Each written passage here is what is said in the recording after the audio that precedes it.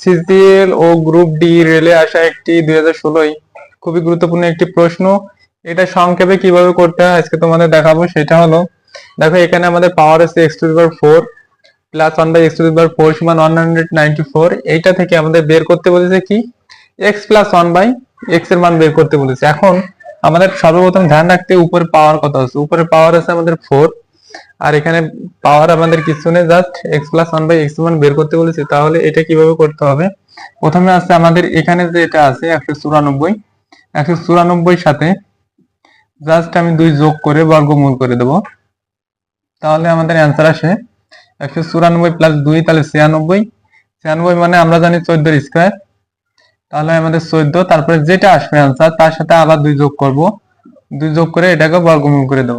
তাহলে 14 আর 2 16, 16 এর স্কয়ার কত, 16 এর বর্গমূল করলে কত হয় আমাদের 4। তাহলে এটাই আমাদের অ্যান্সার। তাহলে এটা কি হবে 4।